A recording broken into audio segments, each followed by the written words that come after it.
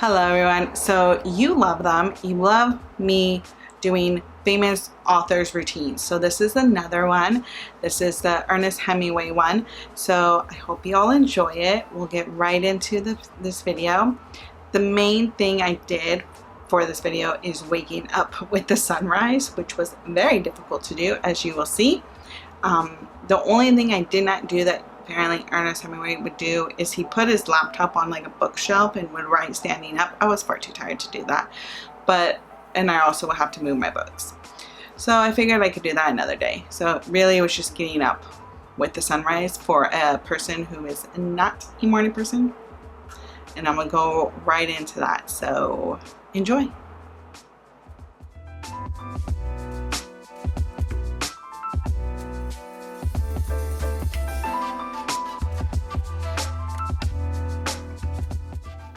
I decided that I would wake up and do this Ernest Hemingway video. I'm whispering because my husband's still asleep. And, I mean, he's in another room, but I don't know. I try to be quiet. Okay, so it is. It will focus eventually. There. Maybe there's too much backlight.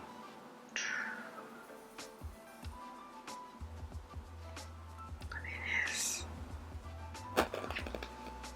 You see? 6:15. 2. There you go. I think you can see it. Alright. So oh, that's better lighting. Such a weird setup. But the sunrise was supposed to be at 7 a.m. but I could sort of see the sun coming up now. And it's really pretty. And so my window faces, I guess, I don't know, I think my window either faces like the north or the south, probably the north, because the sun comes from that way, so the west, because the ocean is literally 15 minutes that way, and so the sun always comes this way. Alright, I spilled coffee on me. So let me explain the sunrise and sunset. I'm fully aware that the sun rises in the east and sets in the west. I was tired. The sun west is my left, your right if you're watching me. It's literally, the ocean is like 15 minutes that way. So the sun, how it was reflecting was like sort of coming from that angle, and for some odd reason I was thinking that's where the sun's rising, but I am fully aware that the sun rises like this. So I am sorry. I was tired. I misspoke. There we go.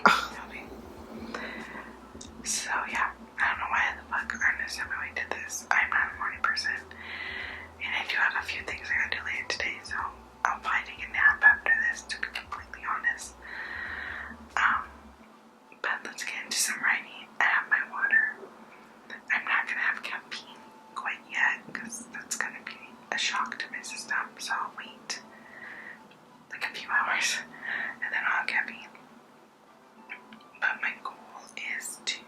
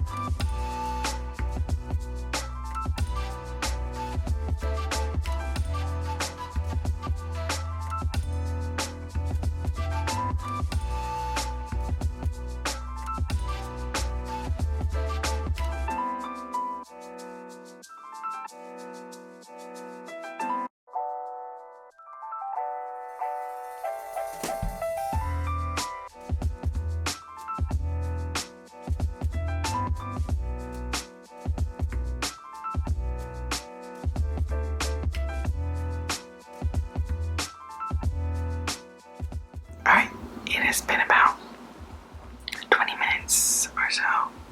I wrote a whole intro, a very small intro, and then I decided to erase it and restart the intro. So I think for this story,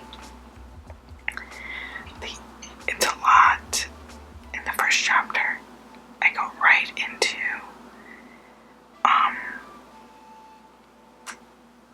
like, I don't want to say the climax, but almost like,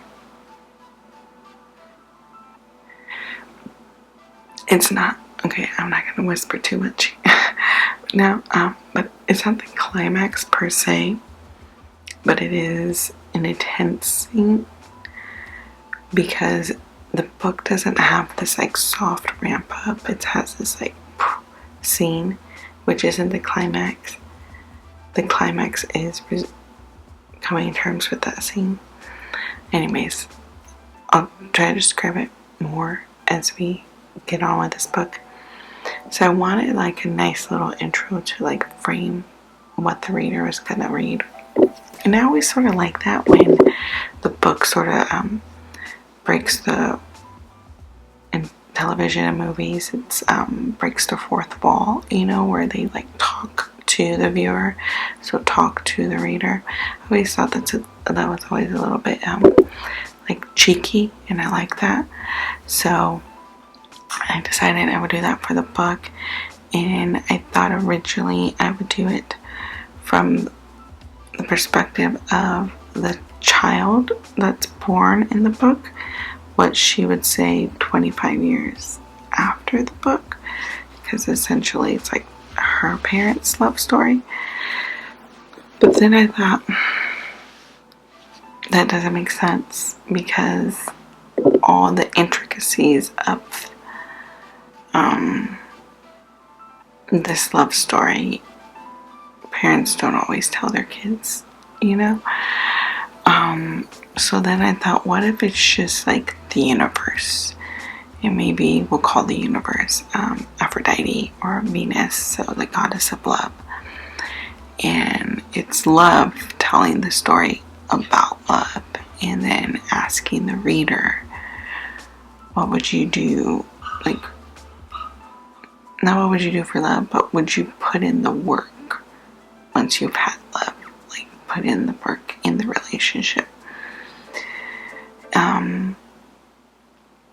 So yeah, we'll continue writing, and I might have caffeine in like an hour. I'm getting tired, but this sort of got me motivated, and we'll just figure out a chapter that I want to work on, and we'll work on that. Okay, there we go. Pretty self-conscious of this video because I have like no makeup on and I'm so tired. So, alright, let's get back into writing.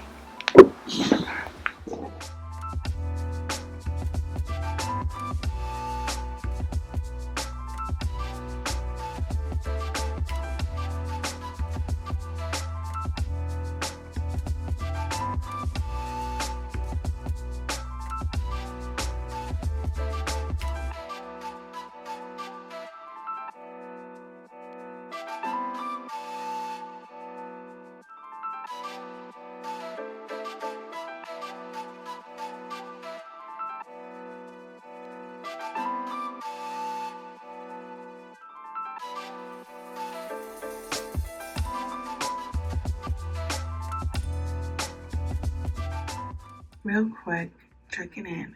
I've written so far in this novel, there's 45,543. And unfortunately I didn't look right before I started writing, but I want to say the other day, like 2 days ago, when I wrote, I was at like 49,900 something. So I think during this time I've written 543 words. It's not a lot, but it's good for someone being freaking tired.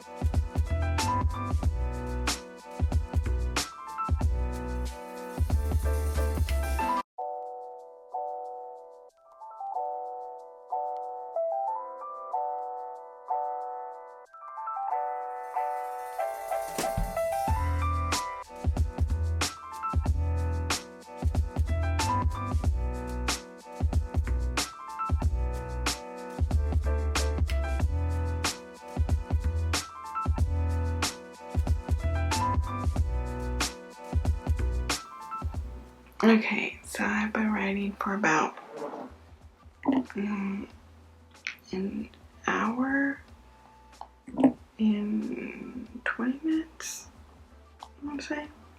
Can you see the time? 8:09. So we got a lot of writing done in over an hour. I got like over 600 words, maybe 700. Actually, let me check.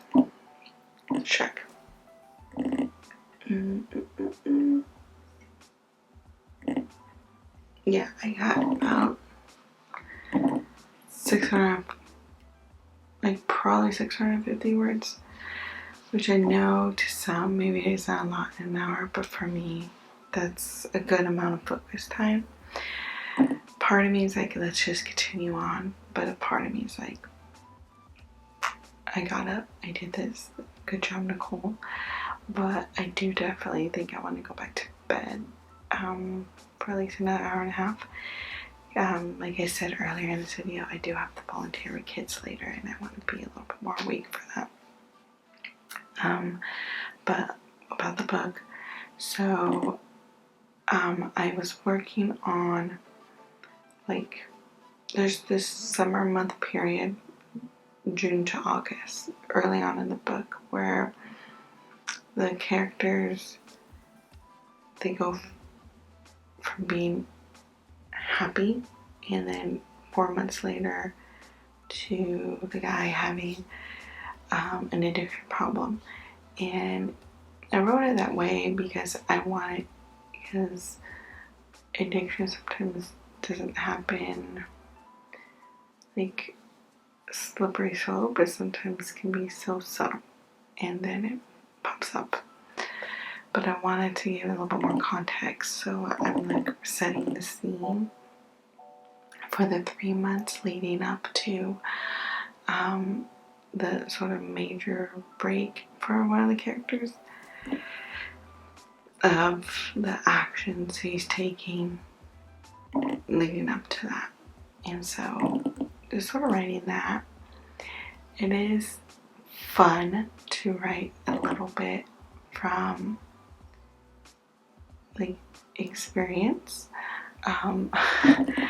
There is this one scene, okay, so like two of the characters are brother and sister, and the brother is a young dad, just had his kid, and he's old enough to be at the bars. He's like 21, but his sister is like 18, but you know, they have money, and they've always had money, and the sister's good looking, so the club didn't mind that she was 18. She was there on her own with her own friends, and she had dinner there.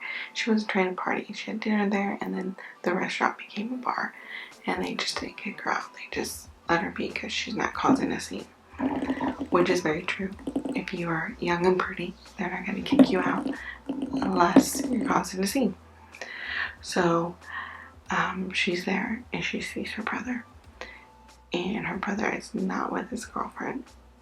Not that he's cheating, he's just so drunk he doesn't notice that there's a bunch of girls around him, which is very true. I've seen that so many times. I'm sort of going back to my club days with friends and people not making horrific mistakes, but getting very, very close to making horrific mistakes. And I was describing one of the club girls, and we all fucking know what these club girls are. They are the basic bitches. I personally believe not to sound anti-feminist, but I think both genders have a subgroup of people that make their genders look horrific, right? So for men, there's gentlemen, but then there's fucking assholes that just make it harder for them. And for women, you know, there is classy women, ladies, but then there are the fucking ratchet bitches that ruin it for the rest of us. So anyways, and usually what makes, I personally believe, someone not classy is someone that's purposely trying to harm someone else for their own needs. I don't know. But anyways, I was describing this very basic club girl that I've seen so many times when I was younger at clubs, where like they truly believe being nice. So the sister goes up to her brother, and this girl is like, "Oh my god, you're his sister, let's like grab a drink." And you know they have no, like, I'm like, yeah, okay. I've seen this so many times where the other girl isn't trying to be your friend, but she's trying to look like is like a girl that can be friends with girls, so that way the guy likes her, and is trying to be super nice and super like, oh my god. And it's such a basic, clever, well, maybe that's not the way of saying it, but it's a game. And in the book, the sister calls her, she's like, no thank you, like, we're not doing this. Because in that drunk girl's mind, I think what a lot of drunk girls think at clubs, oh my god, like if I'm nice to the other girl, then the next day after this one night stand, when the guy's trying to like not be serious with me after a one night stand, then at least that other girl can be like, oh, well, I think she was nice, you know? Like, they're thinking about this, but they're also, I always feel that's so sad. Because I'm like, at that time when I was going to clubs, I was like, aren't we all a little too young to be that fucking desperate? Like, I don't know. So it was fun writing that scene because it was a very, like, been there type of scene. So I hope that makes sense. But yeah, like I said, I'm gonna go to bed now. Probably rest, close my eyes for another hour or so, and then get up and get some work done. and then go do my errands. I also have to teach a class tonight. So, in like less than 12 hours. Alright, thank you all for watching this. I'll do an intro and outro later. Alright, bye. Alright, so that is the end of this fun little video. I hope y'all enjoy it. I think you guys, so at the end, when I was just writing on my laptop, I didn't want both screens up, so you guys didn't really get to see what I was writing. You just saw the back of my head. Sorry about that. I didn't realize I was editing it. I didn't want my big monitor on because I felt like it was going to be distracting to see all my other tasks open, so I just wanted to focus on my laptop. Plus it was a lot of blue light coming at me so early in the morning. But yeah, I did take a nap, a good nap right after this video, and woke up and continued on with my day. To do something like this just with my type of work, I do have to push things around because, again, I'm not a morning person. But I hope you all enjoy this. I'll continue to do famous authors' routines.